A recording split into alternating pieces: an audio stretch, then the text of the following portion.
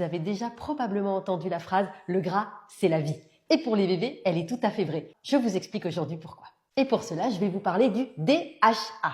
C'est un acide gras de la famille des oméga 3 que l'on retrouve naturellement dans les aliments, surtout dans les poissons. Et le DHA, il est extrêmement important parce qu'il joue un rôle crucial dans le développement du cerveau de bébé et de sa rétine. Et il est très concentré au niveau du cerveau et de la rétine parce qu'il aide à former les connexions entre les neurones, ce qui favorise une bonne mémoire, une bonne capacité de concentration et des apprentissages efficaces. Vous l'aurez compris, il faut apporter du DHA dans l'alimentation de vos enfants. Les recommandations, c'est 100 mg par jour pour les moins de 6 mois et 250 mg par jour pour les plus de 6 mois.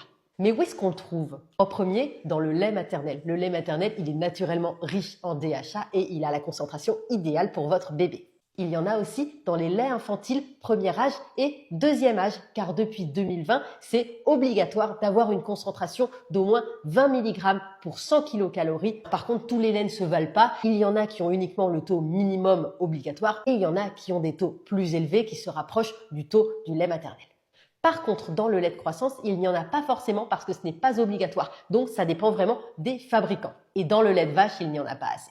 Une autre source d'apport, c'est l'alimentation. Dès que votre enfant il est diversifié, n'hésitez pas à lui donner des poissons gras comme le saumon, le maquereau ou les sardines, car ils sont naturellement très riches en DHA. Et si vous n'êtes pas trop poisson, vous pouvez supplémenter votre enfant en DHA. Pour cela, il faut choisir un complément alimentaire qui est adapté aux tout petits et bien suivre la notice. Ça se fait en général en plusieurs cures par an.